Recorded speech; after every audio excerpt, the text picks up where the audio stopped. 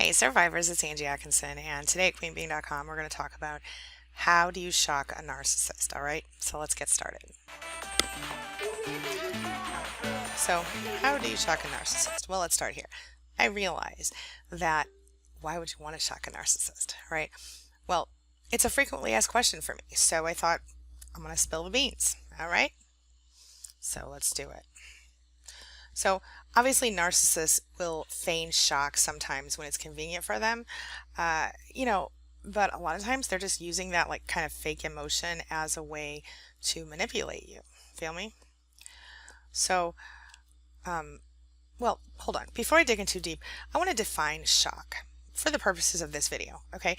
I'm not talking about the kind of shock that causes a medical emergency, all right? I'm not talking about the kind that you get after a physical injury or even after an incredibly traumatic event, okay? I'm talking about the kind of shock that results from pure emotion, the kind that makes you feel a little bit confused, maybe even a little bit helpless for a moment, right? Oh, one more thing. Before I get into how to shock a narcissist, I want to explain to you some things that you should not do to shock a narcissist. And I'll explain why in a moment, okay? So the first thing you should not do is you should not ask a narcissist to admit what he or she has done to you or someone else, and you should not ask them to apologize, all right? The second thing is you should tell a narcissist what you really think of him or her, no holds barred, okay? Third, start a smear campaign against that person.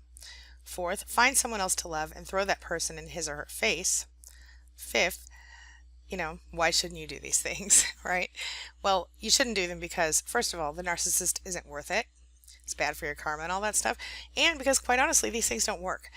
If you ask a narcissist to admit his or her behavior and apologize, might as well not hold your breath, because even if you get the apology, it definitely will not be sincere, and it will certainly only be issued as a way to get more supply from you. As far as telling the narcissist what you really think of him or her,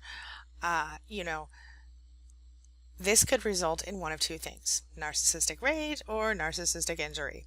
So with narcissistic rage and narcissistic injury, what's going to happen is you're going to be accused of being a horrible person for telling the truth, and you will be punished. You will be punished by being emotionally manipulated and abused by the narcissist. Yeah. If you start a smear campaign now, you're just going to stoop to the narcissist level, and if you throw a new love in the narcissist's face, well, that's not fair to the new love, to be honest with you.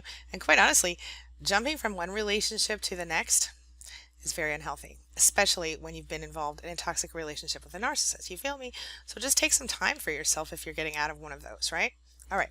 So with all of that being said, how do you shock a narcissist? Well, it's pretty simple, okay? You self-validate. That's how you do it. You literally do not require the narcissist to approve of you in order to be happy, feel fulfilled, to feel like a real person.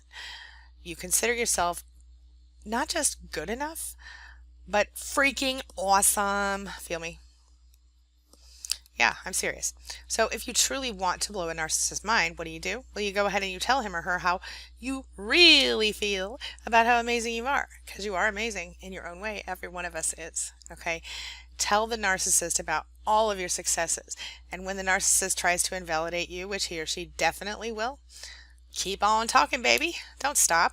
Here's an example of how this whole deal works, okay? There's a couple.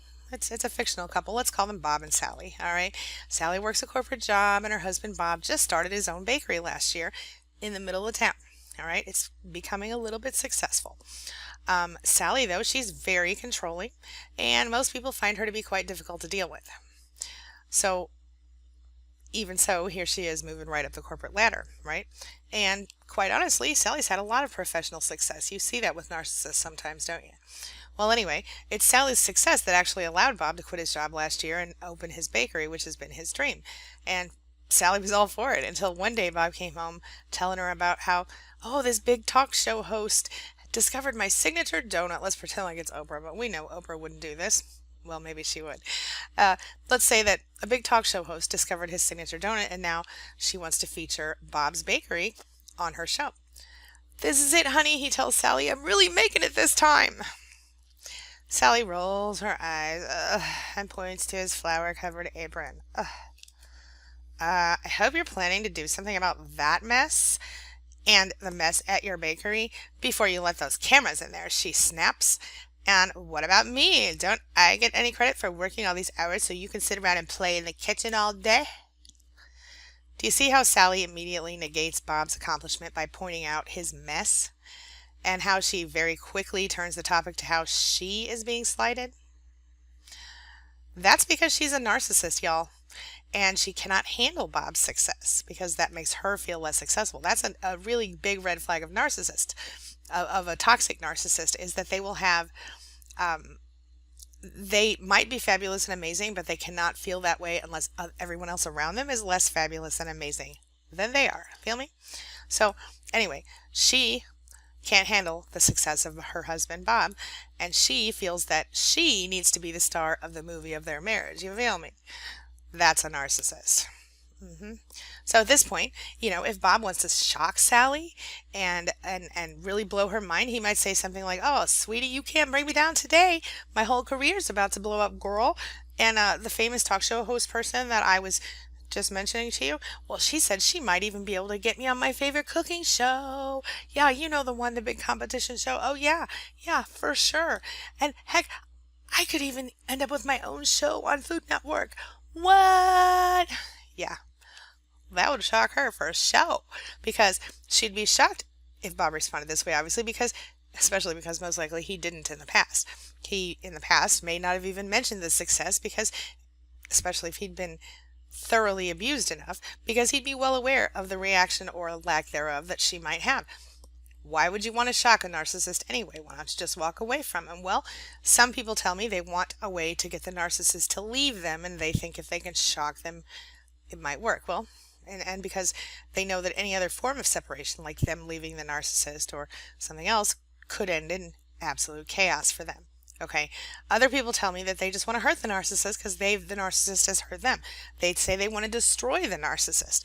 And listen, I'm just going to tell you this. It's not worth the trouble. It's not. It's just going to put you in a position to be on their level. And listen, my friend, you're a lot better than that, aren't you? Also, the whole karma, law of attraction thing, it's not good when you do things like that. All right.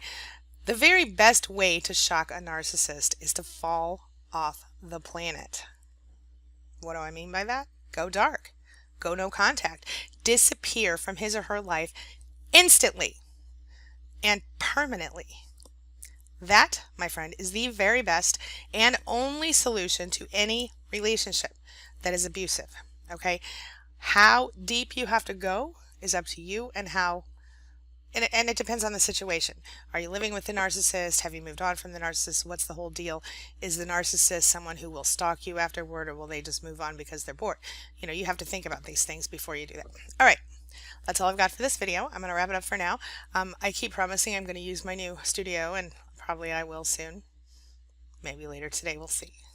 But until then, y'all know who I am. I'm Angie Atkinson. Thank you for being a part of my life and a part of my day. Thanks for letting me be a part of yours. I really appreciate it. Now, if you have any questions about this video or any other video, or you have a topic you'd like me to cover in a future video, please leave it in the comments below. Also, if you haven't yet, please subscribe to my channel, and check out the contest I'm running right now to win a free coffee mug. All right? Thanks again, guys. I'll see you soon. Have a wonderful day.